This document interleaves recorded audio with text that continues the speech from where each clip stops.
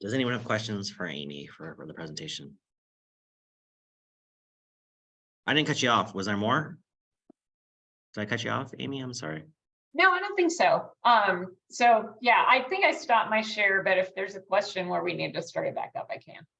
So this is Jerry Meyer. Amy, I wondered if the savings you were showing of 37,000, what number of units was that? And did that include, other than electric savings, did that include water or sewer? Yeah, Or so the gas? 37,000 is dollars. And that one does include electricity, gas, oil, and water. And it was for how many units or houses? That's for the 100. So that's for the 193 homes in total, which averages out to be $195 per home. Okay. But it's a calculated number, I'm gathering, rather than actual bill comparison like you had later. Yes, that is the calculated number.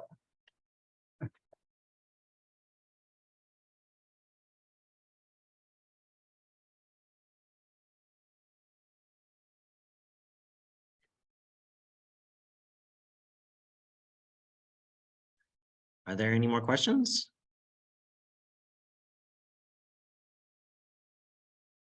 Amy, thank you for putting that together and presenting to the group. We appreciate it. Okay, you're welcome. If anyone comes up with additional questions, just maybe email me through Jamie. Okie dokie. All right, thanks, guys. Thank you. Thanks, Amy. Next on the agenda is a BHP ESN contract annual report.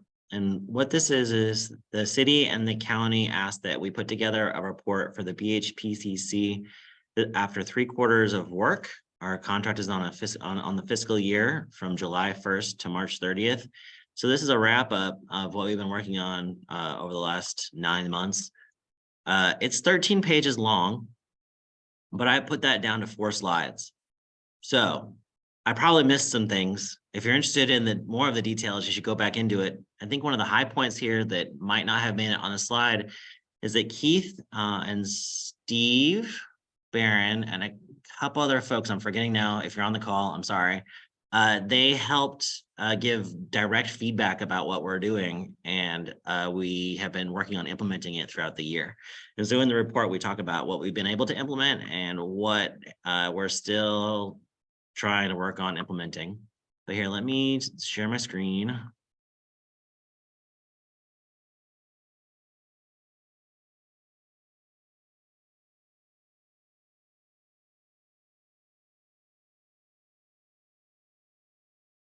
my gosh, I feel like every time I do this, I have to learn how to do it all over again. It's like, there we go. That's just hiding underneath the bar. Okay, so here's slide 1. The results that we've seen for this year for Blue Horizons project and Energy to Save Network are outlined here. The team has gone into more detail within the report, but here's a broad strokes review of what we've achieved. And the first here is Energy Savers Network. Over the whole life of the program has seen about 2-ish gigawatt hours of savings for almost 1,000 households. So it's quite a bit. We're just under 200 households a year, and we just heard from Amy more details about how and why that happens.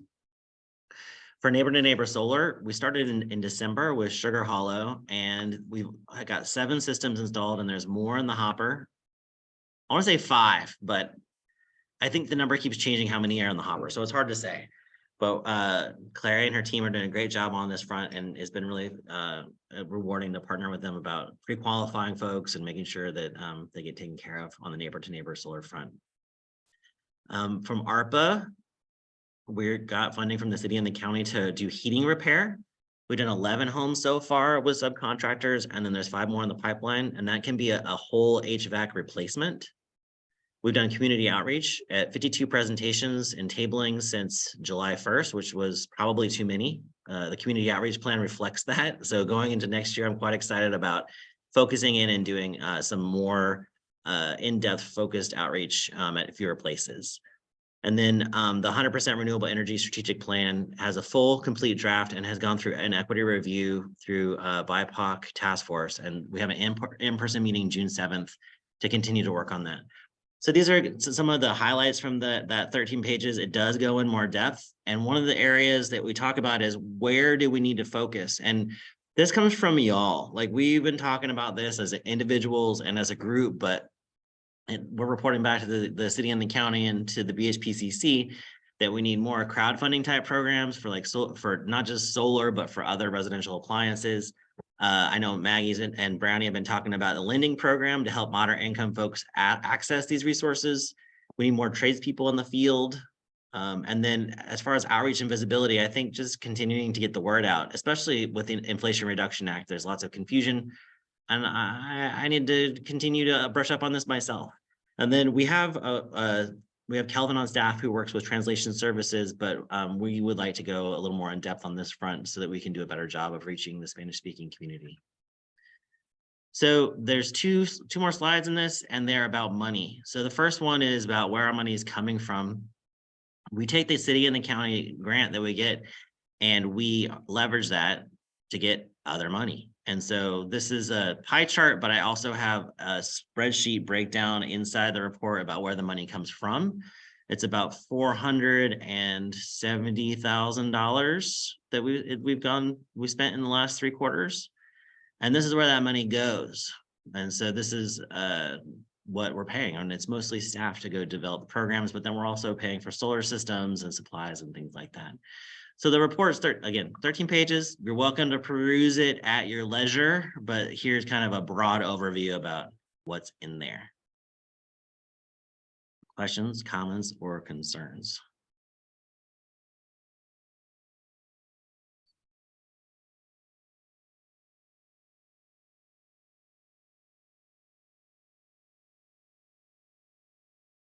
Nice work. Thank you so much, Jamie. It was a team effort. I think Hannah actually wrote most of it. But yeah, it was Hannah and Summer were super helpful putting this together. So thank you both. So next on the agenda, if there's no other questions, comments, or concerns, is going to be the Clean Energy Fund updates from Maggie and Brownie about the Smart E program and the county initiative. Are y'all interested in talking about that today? Do you take it away? Yep, sounds good. Brownie, do you want to jump in and I'll show slides, or how do you want to do this? What's best for you? Why don't you start off and just kind of give an overview of what we've been up to the last couple of weeks, and then I'll chime in. Cool. Okay. Then I will use those slides because then I won't ramble. Okay. So we're kind of coming to you from Buncombe County's Energy and Environment Subcommittee, which has 3 of the county commissioners and then several citizens appointed to it. And I happen to be one of those citizens. And so the purpose of us sharing is there's no action being requested of Blue Horizons, but we just want to update you on some stuff that's moving forward or that's in the works, which hopefully will move forward. And the summary is ultimately that there's an opportunity for Buncombe County and Asheville residents to benefit from a first in the state pilot program to possibly receive low interest loans for clean energy projects. So this is something that I know many people in this group have talked about before. So I just have kind of 2 key slides and then Brownie can fill in a lot more. The opportunity is fundamentally that the Inflation Reduction Act has tons of money coming down towards states to address financing, to offer capital for green banks and CDFIs, community development finance institutions. And ultimately this financing has it is to reduce greenhouse gas emissions. There's a lot of fine print that hasn't been finalized yet.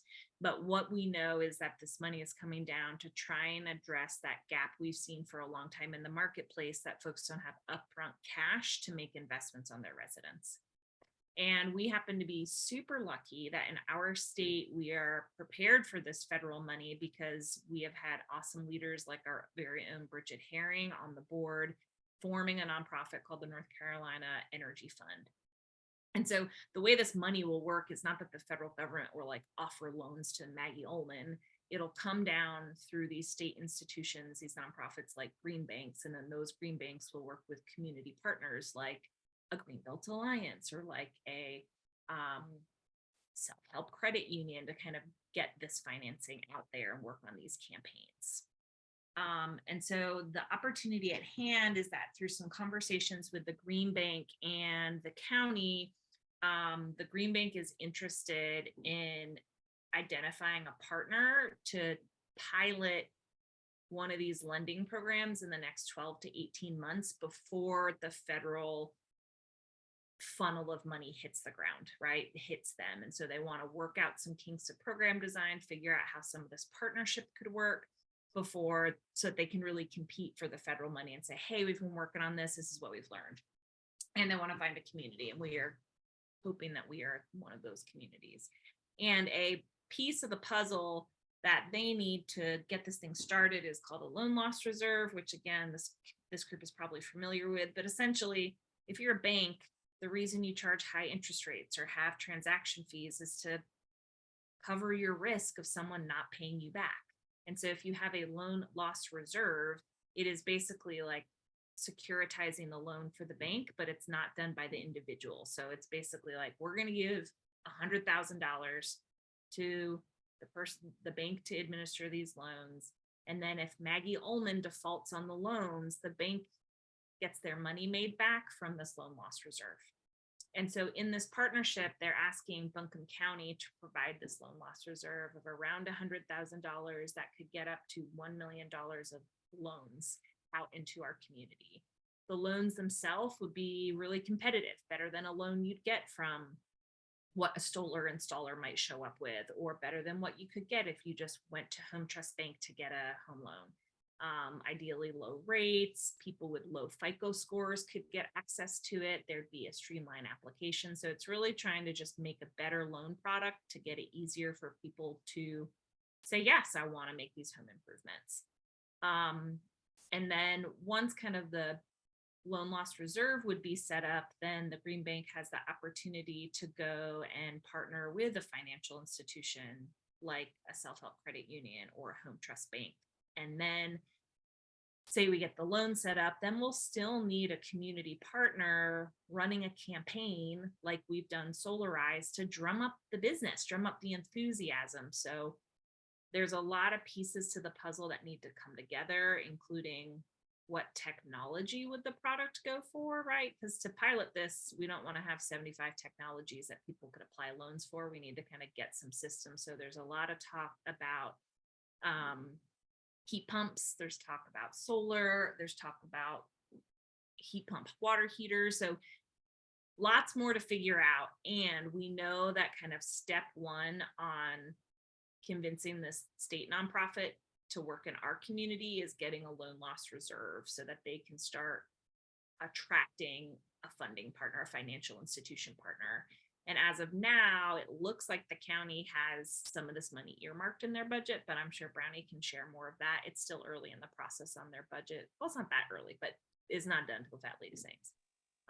So that's kind of the purpose of the presentation, the big picture opportunity with IRA money, the mechanics of what is needed to get towards lending. And then if the lending is set up, then we could see maybe 100 to 200 residents make a better energy investment in their home because they have access to a loan. Brownie, what am I missing? Great job, Maggie. I think you covered it really well. So just a few details. So the this kind of started moving pretty quickly a few weeks ago, because this is kind of an idea that's been getting talked about. But then the the idea of doing a pilot project in Buncombe County with the North Carolina Clean Energy Fund, all of a sudden that became sort of a very specific and real idea that they were excited about. And the timing is, I mean, it would have been great if we started, months ago, but, we are still in our budget process. So we sort of ran this idea through the Energy and Environment Subcommittee, the Buncombe County, and the Clean Energy Fund staff did a great job kind of presenting the opportunity around a pilot project and how that could really position us to learn a lot and be well prepared once this much larger scale of resources becomes available in 18 months or thereabouts. So so it was recommended by the subcommittee, and then we had a budget hearing of the county commission 2 weeks ago, and so Terry Wells, who's on the committee as well, Commissioner Terry Wells, and I and Parker Sloan kind of presented the idea, and it was unanimously accepted to be included in the draft budget, right? But there's, it's going to, so it's good that there's unanimous support for including it in the budget, but until the budget's adopted, nothing is for sure. So that's, I think that's kind of where it stands on that process. But I'm really excited about it. I mean, I think that as we've been, going through this whole process with Blue Horizons, and lots of great work being done, as has been reported already in the meeting, that I feel like we've been sort of like searching for, like, what is kind of a more scalable financial model to really accelerate the deployment of all of these great clean energy technologies that are now in the marketplace, from electric vehicles to more affordable solar, all the efficient heating and cooling installation, et cetera. And we're in a community where there's lots of support for this stuff, but most of those technologies are being acquired by very the more affluent people in our community, unless someone's getting the benefit of a program like Energy Savers.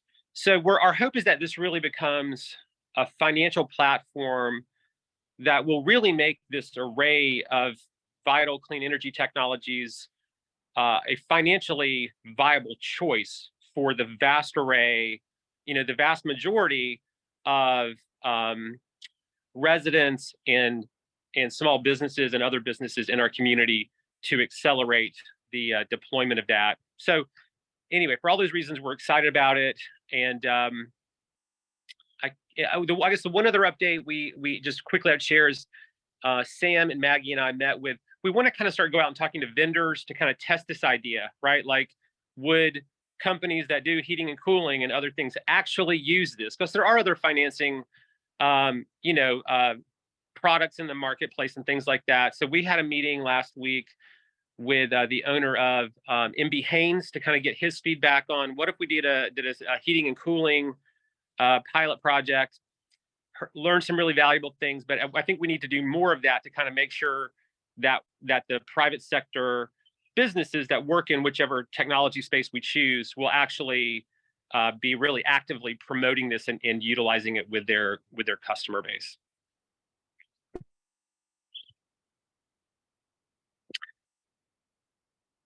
So we'd be happy to answer any questions, but I think that's what we got at this point. From a solar installer perspective, I'll say this is thrilling. I'd heard about the North Carolina Clean Energy Fund last year, and it's really exciting to think this could come to Buncombe County. I know for us at Sugar Hollow, as interest rates have climbed, our percentage of customers using the financing we have, it's not that good, is going down, which means we're really missing middle income people. We don't have a great option. So this is a good solution. Who is your financer now? We're working primarily with one called Sunlight Financial. We've worked with a handful of them, kind of every so often reshopping. Yeah. Great. Well, we would love to talk with you more about kind of the products y'all are using now, because again, we want to kind of make sure that what the Green Bank is offering is materially better, right? Because it needs to be. We don't, there are other things out there. So we want to make sure that what we're developing really would move the needle. Would love to. Great. Any other questions?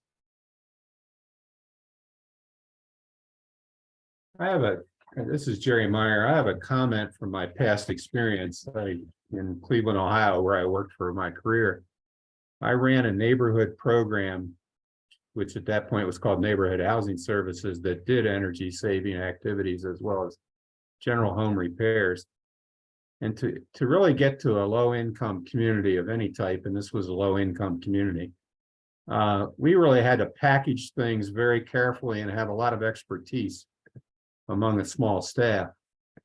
And I think that strategy, the lending part of it's very important, and we had a lending portfolio. We actually lent money and also worked with banks to lend money, or savings banks. But I think the implementation strategy work on the ground is so much important that that's got to be looked at very closely too. That's my comment. That's really helpful, Jerry. Yeah, I think we totally agree with that. And you know, the IRA's got all these great incentives, and some of the details of how that's going to work are still being fleshed out. But a lot of it's very complicated. So I think we're also hoping that this platform we create, yeah, it is this lending, this attractive low interest loan, but hopefully it can just kind of help also be this shop to help people navigate all this stuff, to make those decisions, because it's you know, it's not all intuitive, to say the least. Sure isn't. Yes, very complex, and so exciting. Thank you both so much for all of your great work, and everyone. And so just to clarify, just to make sure I'm understanding it correctly, from the BHP's perspective, the role of this group would be to drum up the interest, educate around the benefits, and really get to people to try to help understand how this can help them spur the clean energy transition. So that would be our role in this.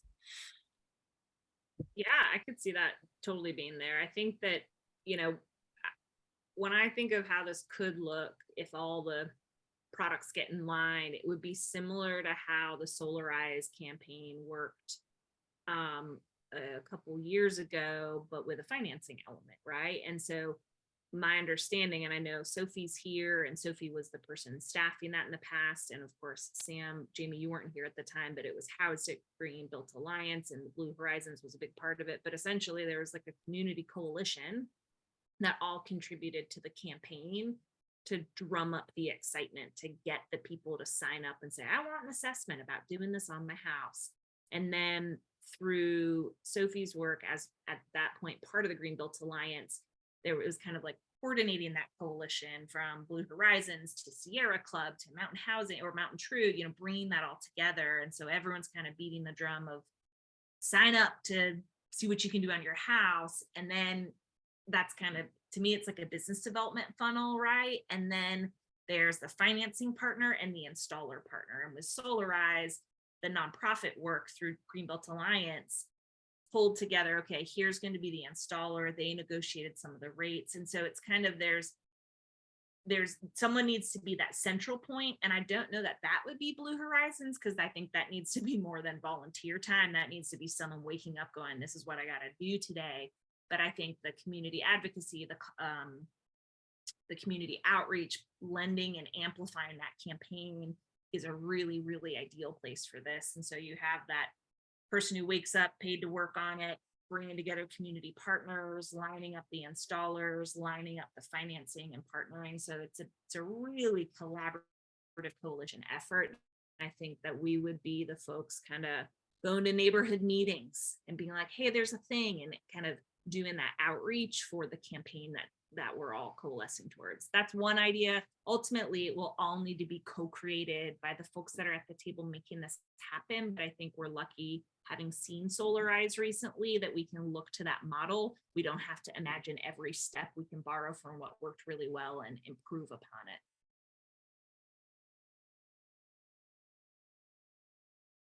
And it would be a pilot that's privately funded, so that when the IRA money arrives, we can hit the ground running, having learned the lessons from this pilot. That's the intention. And they would span it to the rest of the state. So what we'd learn in Asheville would influence the entire state energy market for whatever services and products we're looking at. So there's a lot of chance for real innovation and creativity and leadership for our community. Well, thanks for letting us share. We'll let you know. I mean, really, the big decision point comes by the end of June. when the county's budget is finalized. July 1 is when government budgets turn over. We'll know by then loan loss reserve is secured, and then I'm sure there'll be a flurry of other updates and work to come. Yeah, and just last thought for me. Yeah, and I think as you know, I totally agree with what Maggie was saying. I think it's I think the Green Bank folks, they seem super well set up to, go out to get the $1 million or so, secure the lending partner, things like that. But the community campaign around it will be just as important. And so, because there have been other, low interest loan products for clean energy technology in the past. I mean, this isn't like a completely original idea in some ways. And some of them have really not worked that well, right? And part of this because I think in some ways they were made way too complicated to use. So like all the brain damage that was needed to do it was just not worth it. Or they were just like, nobody knew about them. They were just like the best kept secret in town. So for this to be successful, there really will need to be like a whole kind of community campaign around it. And so, yeah, the Blue Horizons efforts, if there's interest in kind of elevating this, I think that could be a great way to help make sure everybody knows about it, and so it can be optimally utilized. Yes, I think we have a lot, maybe we could learn from like the PACE financing, how that went years ago, and some of the pitfalls there, I think from California, and some of the things that went really well. But I think there's a lot to learn from that. Yes, totally agree. It's a lot like PACE, but hopefully simpler and more user-friendly. And it seemed simple and user-friendly at the time, PACE, but yeah, even more so. So I think that's important for the committee to remember, is like, even that was really complicated. So thank you so much. Exciting.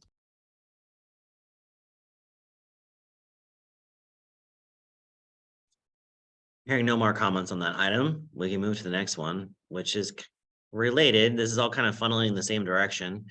Is that the city and the county issue an RFP to administer the Blue Horizons Project Community Council and Energy Savers Network. And Greenbelt Alliance has been that administrator for 5 years. Sam, Sophie, help. But Well, we 3 years to the RFP. We had 2 years before that when we were under contract. So 5 years in contract with the city and the county to run BHP and ESN. thanks. Yeah. Not close.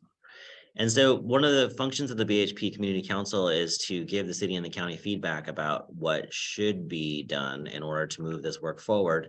And so the question to the committee is for discussion is, what does the BHPCC want to see in the next round?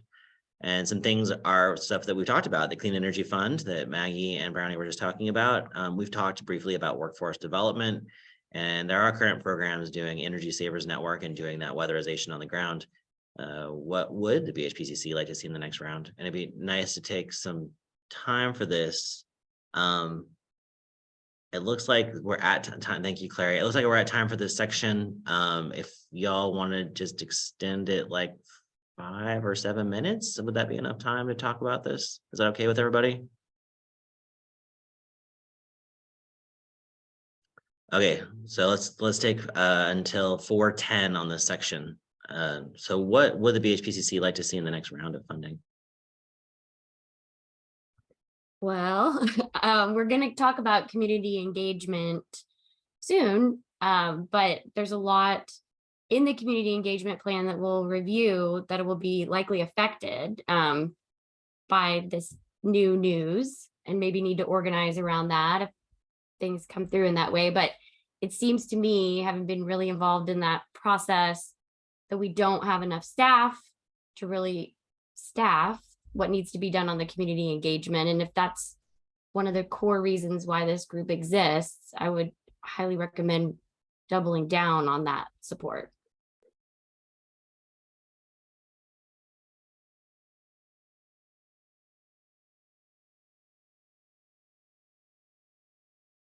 We've also included community outreach to BIPOC communities and businesses, which are 2 very different things. So I mean, that it's grass tops and grassroots, and so we need funding for both of those.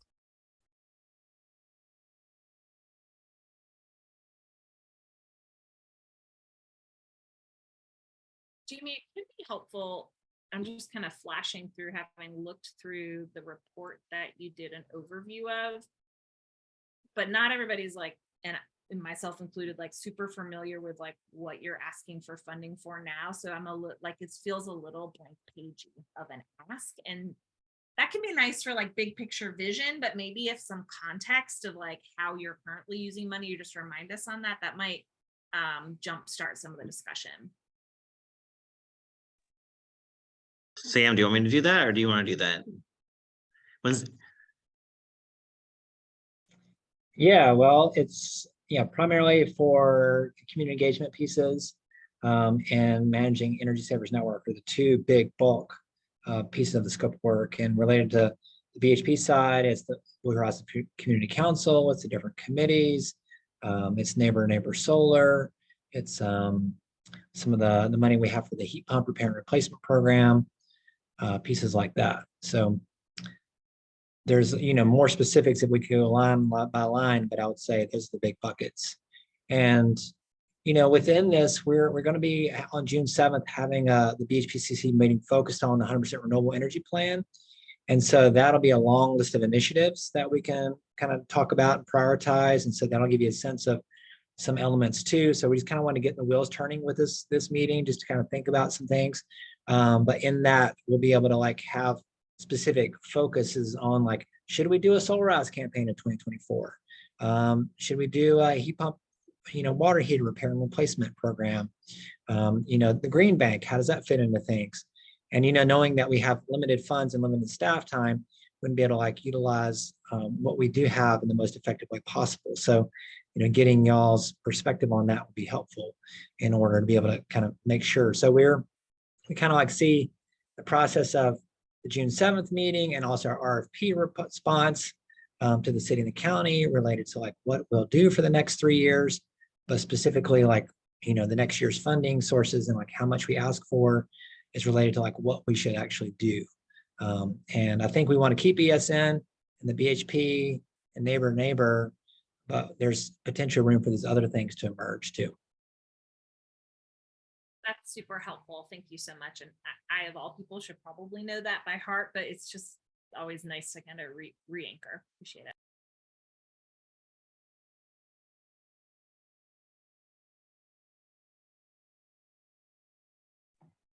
So one of the things that I've been aware of is, they're just from my day job with the Division of Air Quality, there's a lot of requests for education programs. And I know that y'all did some education programs, and Summer and I did the Buncombe County Environmental Field Day at Asheville Middle.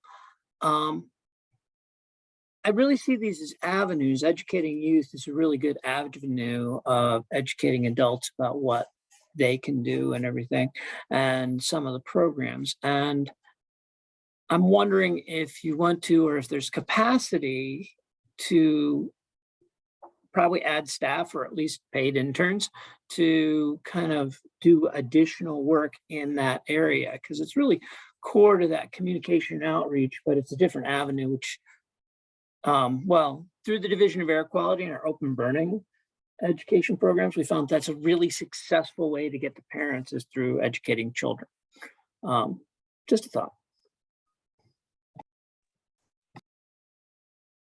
Which makes a lot more work for you, Jamie, because you'll have more people.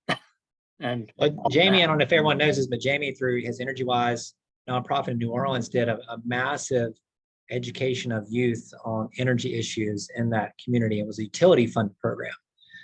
So they're the ones picking up the bill.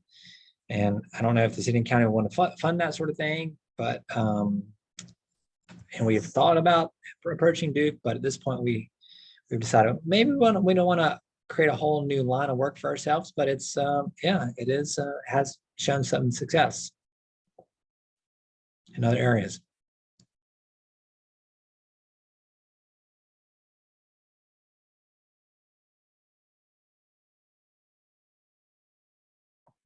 plus, Jamie, it'll give you an excuse to buy your own Airzuka. and costumes, as many costumes as possible. I Yes. love working in a costume. I'll just chime in too. I know we don't have tons of time on this topic, and it seems like today is like planting seeds. I love the idea that part of this conversation will be in context of the strategic plan when we come back in June. Because to me, I really like, there's a lot of things that I think that we should do. And to me, it always comes down to where can we put our investment to get as far as possible to the 100% RE goal. And so for me, that's kind of always the balance. I think that that's the top priority.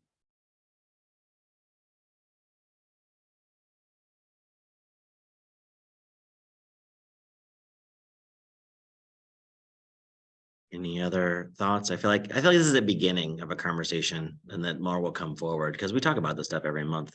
And it's just a matter of what needs to rise to the top. Not to say exactly what Maggie just said, but we have been writing 100% renewable plan for a minute. So I do like that idea.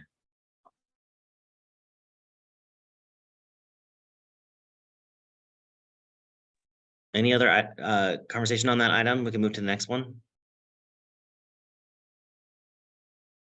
Okay, so the next set of business is old business, but this particular one is about the 100% renewable plan meeting June 7th. And the question is, who should review the plan? Is this Dave, was this your item? It says bring organization contacts who we want to review the 100% plan to the May meeting. Yes, that was me. And right after I sent that out, Michelle and I had a conversation. We were saying that it might be better before we go down the road of sending the strategic plan out to our contacts in our organizations and our networks for review of rankings, to like get on the same page a little bit more within the BHPCC. So so you should definitely still be thinking about who in your organization might be a good person to reach out to about things, but we're not going to do the whole sign up for something this meeting. We might circle back to it after the June 7th meeting. Right now, we're probably first going to focus on figuring out what our goals are going to be for the June 7th meeting and sort of the nitty gritties of that. So that's tabled for now. You got the next one too. It's about UNCA. And Yeah, so I reached out to Dr. Ormsby, and she put me in connection with a bunch of the leaders. I guess there's tons of environmental programs and clubs at UNCA. So she connected me with, I think, like 5 of the bigger ones and the leaders of them, and basically said, and there's a bunch more. So like we can go down this rabbit hole as much as you want once we get there. But she also, so I'm sort of in contact with them.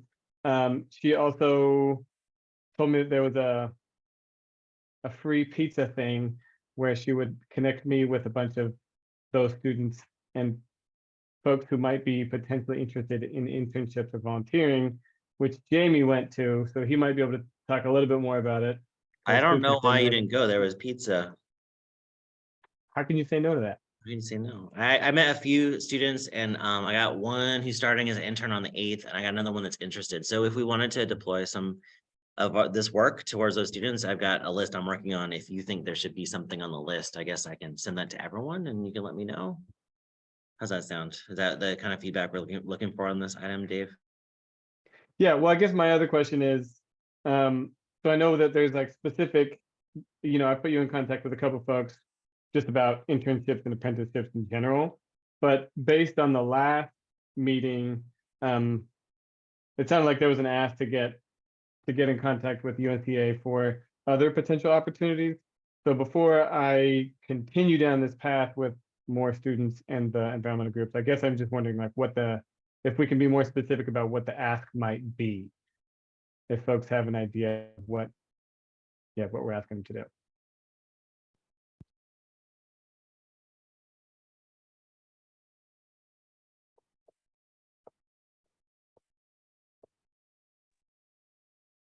Hearing none, I have a bulleted list I'll share with you.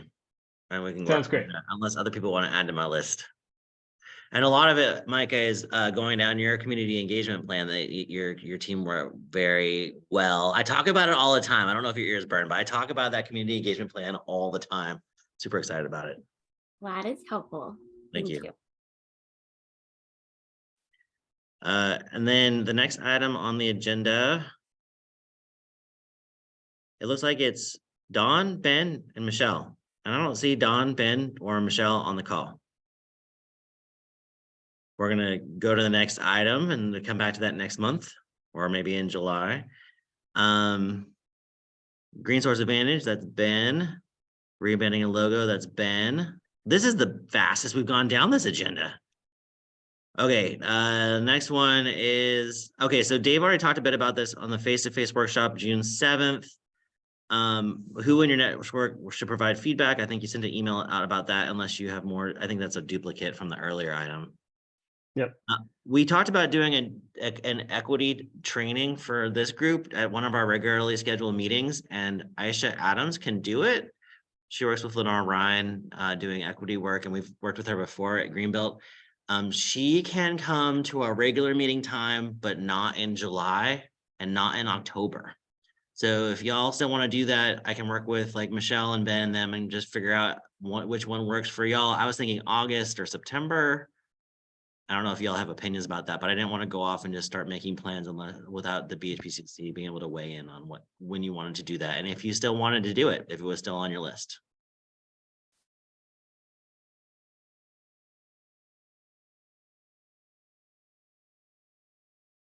Seeing no no's, and one yes, I'm gonna go with the yeses.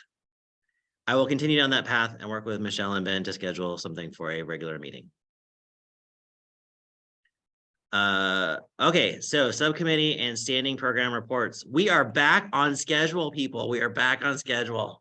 4:17 and the agenda says 4:20. Okay. So transportation subcommittee. Keith, what do you got for us? I'll try not to throw us off schedule. Actually, we've got one thing. There's a lot of stuff going on with transportation right now.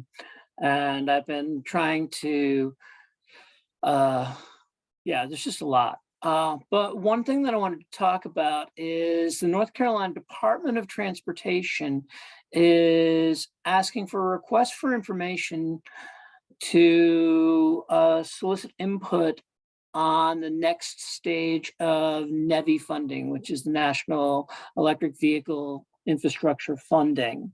The first phase of this went out, and the idea is that they want to put electric, mostly fast chargers out into North Carolina, forming corridors. Because of some details of the first round of this state funding, it didn't really get into rural areas and pretty minimally into Asheville. So they're asking for input on this. And I was just, by Friday, May 12th, I found out about this like 3 days ago. So what I'm asking the community council for permission to is actually work with the transportation committee to answer the questions in their surveys and send it from the community council. I have a plan in place that I could tell you about, or but it's going to be soliciting input through a survey from the people who are in the transportation committee, and probably meeting in person to actually physically write out the answers. Probably send it, have I'll ask Michelle to sign it. I was going to ask Michelle to sign it right now, but rather than having come from me, but I can sign it also if that's what we want to do. So this is an action item.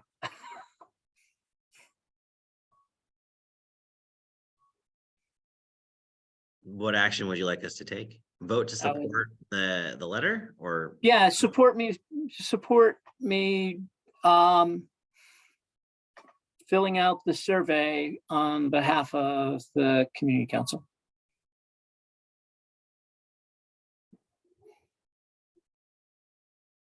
We motion support. Is that we support?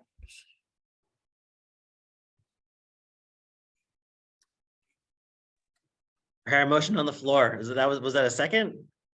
From Micah? Yeah, I'll second it. All in favor? Aye. Opposed? Aye. Abstain? Motion passes unanimously. Okay, cool, thanks. Thank you for leading that work. You should sign it President Emeritus or something, because you're like the immediate past president. You know, make it fancy. Sam, I missed something on the agenda here. It says green built action alert around building codes. Do you want to talk about that for a second? Let's see, I believe that we sent out a request for folks to write into the Building Code Council, right? We did that. Okay, so, essentially, yeah, and I believe that the date for that comment period has passed. And so hopefully folks did that. We did that here at Greenbelt Alliance. I know some other people did as well. And there is a bill in making its way through the legislature. I don't know where it stands right now, but it's House Bill 488. It was to create a residential code council that, according to folks on the inside, saying that it would take away a lot of the power of the code council to actually increase energy efficiency. It was an effort by the Home Builders Association to subvert that. So we have, sent out a letter to our representatives at the state level, asking them to vote no on that if it comes to the floor. So if we need to send out again, we can, but I don't believe there's anything else for us to do at this time with that.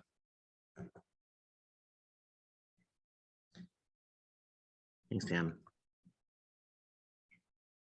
Next on here is the policy task force. Michelle's not here. So the community engagement committee engagement plan. Micah, was there something you want to talk about on that from that subcommittee? I just wanted to let you all know I sent you an updated version, a link to the community engagement plan if anybody wants to view it. It's broken out in 2 portions: communications, so raising visibility, reach, impact, and credibility and trust. So that's all in the communication section. And then there's a community engagement section. And we have received feedback from the equity focus group. And we have incorporated, they're really sent best practices for BIPOC community engagement. And Summer and I went through and updated the plan. And so all the text in red that you see are updates and additions due to that really helpful feedback and best practices, just to make sure that the work we're doing is as inclusive and for everyone as possible. And also Brad Rouse was really helpful in thinking through, sending some recommendations about how the community engagement committee, we really need to be thinking about community engagement in everything that we do, but there's only one community engagement committee. So we had some ideas of like having a community engagement person on each committee, and we don't have the resources to do that. So we want you all to know we're here as a resource. We're thinking about creating a community engagement best practices document that we can share with the group. And also, thankfully, Jamie and Summer have been kind enough to say, they're on the committee meetings. So if there is a community engagement need, they're going to flag it and add it to our agenda so that we can discuss as a group how we can best support. And there might be even a time where someone from community engagement actually joins your committee meeting, if that's necessary. So we have a plan in place and we'll see how that goes, if that's sufficient for the group. But, the point was well taken that we do need to consider community engagement in everything that we do. And we want to be here as a resource. Also, there was talk about including, outreach to businesses and business leaders. We focused a lot on grassroots community organizing. And so we tried to ensure that businesses are always included in that plan, which they are.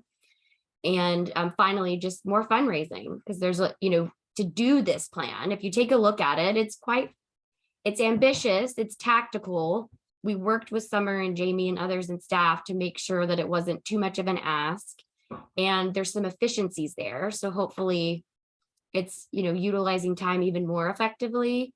But funds still need to roll in for community engagement. And so Brad's point was taken well, that like this will require more time from council members and from staff and more funding.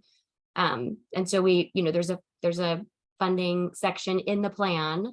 And so Dave is adding that in. So thanks everyone for your input. Please do provide input and just give it a quick review if you'd like, and really appreciate all the coordination and making that possible. And Jackie weighed in, one of her comments was, let's see how, what we talked about today, the North Carolina Clean Energy Fund plays out, because some of that, some of what's in the plan will need to be amended, if we are really upping the ante when it comes to, like with something like solarized. So once, and if that happens, we'll need to take another look and make some changes. Any questions on that? Awesome strategy. It's looking really great. Great job, team. Thanks so much.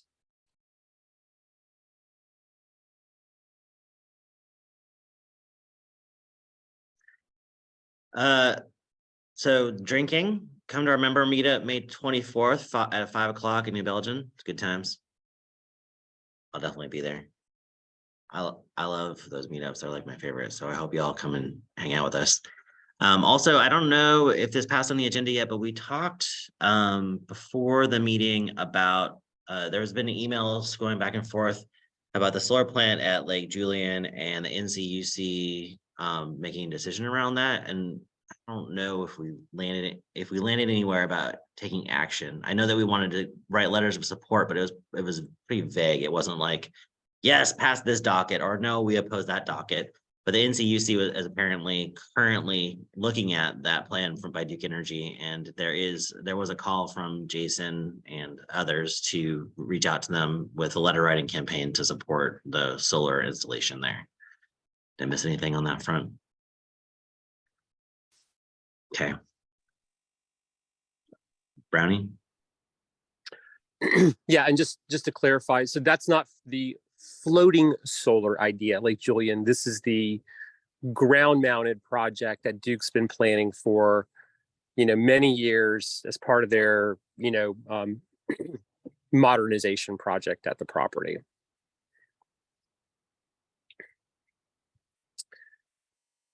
And I've heard from some folks some additional information that they're pretty optimistic that the Utility Commission will approve the project, but you don't want to take anything for granted. So expressions of support are valuable as well.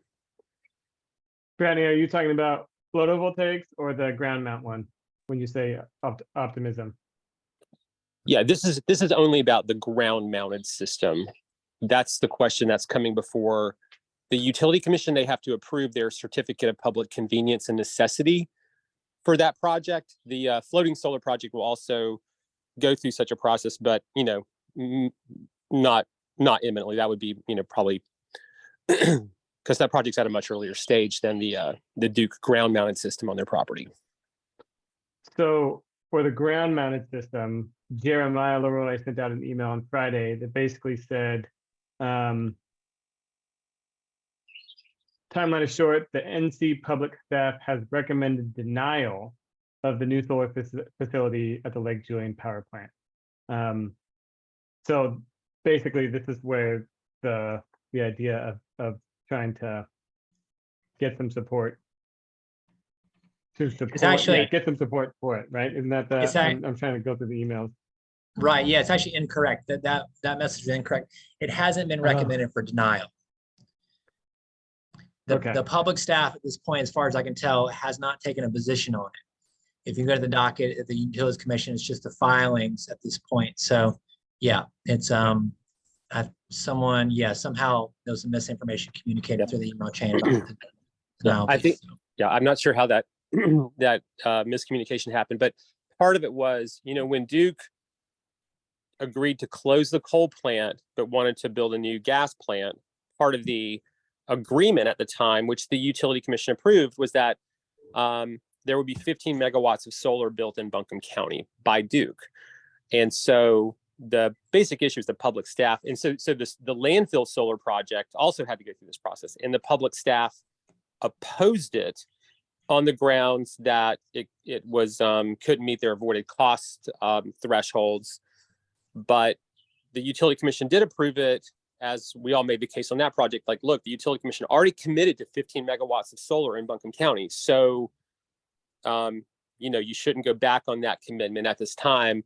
And hopefully the solar at the Duke property on Lake Julian will be approved on the same principle, that this is part of the 15 megawatts that the utility commission has already kind of committed to, because, you know, it's part of what the community is expected to get for holding its nose around the approval of a new gas plant in the county.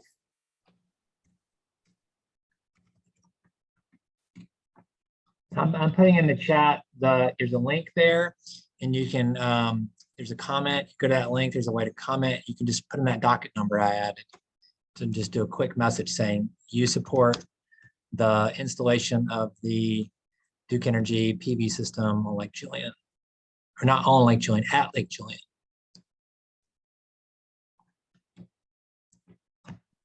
On the ground at Lake Julian. Right. In the ground. And it's actually, I don't know if everyone knows, but basically those massive coal ponds there that, because of the Dan River spill, they basically mandated that Duke Energy remove all the coal ash along major waterways like the French Broad River. So they moved massive amounts of coal out of that area. And then I think they backfilled it with dirt. So I think it's on that same dirt site, but I know it's basically, it's kind of a cool thing where it's like, it was the coal plant, and then now that area is being put with PV. So it's sort of a symbolic shift too, going from coal to PV, just within, 5 years or so. Cool. Some of the last items on the agenda. We're ready for that. There's a couple action items from our note taker. Can everyone hear me okay from Jamie's laptop? Yep. So I just have that Jamie's going to work with Michelle and Ben to schedule a DEI training with Aisha Adams, and Keith and the Transportation Committee are going to answer the Department of Transportation survey on behalf of the BHPCC. And then something that's kind of been tabled that I think we're circling back to is thinking about who in your network is going to, that you think would be good to provide feedback on the strategic plan. And that's all I have, unless anyone thinks I missed something. And I'll connect with Jamie about the UNCA and the students and internship. Any other public comment? All right, how about a motion to adjourn? Next meeting is in person here at the Collider. I can't move, I'm not on the BHPCC. I'll move that we adjourn. Maggie, I second. Excellent, all in favor? Aye. And we're adjourned. We'll see you all in person June 7th at the Collider downtown. Thank you. Bye-bye, thanks.